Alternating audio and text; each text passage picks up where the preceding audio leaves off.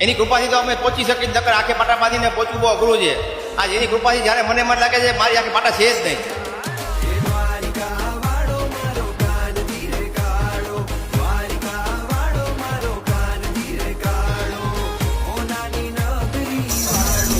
સતત ત્રીજા વર્ષે ચેતનભાઈ આંખે પાટા બાંધીને દ્વારકાધીશના દર્શન કરવા જાય છે. ચાલો એમની સાથે જ વાત કરીએ, શું છે એમની ભાવના.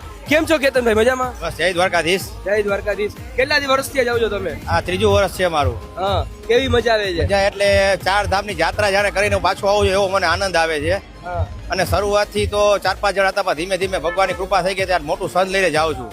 અને ઈચ્છા તો હજી ઘણી છે સંત લઈને મોટું જવાની, પણ એની કૃપા છે તો જવાશે, નકર નહીં જવાય. દ્વારકાધીશ સિક્કો મારી દ્વારકામાં પ્રવેશ છે, બરોબર છે? તો તમારો સિક્કો લાગી ગયો છે દ્વારકામાં, એના ઉપર શું કહેશો તમે? મારો સિક્કો તો એને પહેલાથી લાગી દીધો છે, તે તો મને બોલાવે છે. એનો સાથ મારી ભેગો જ છે, અને મારે જેટલું સંત છે ને એ બધાની ભગવાન રક્ષા કરે છે. આશરે લગભગ 130 કિલોમીટર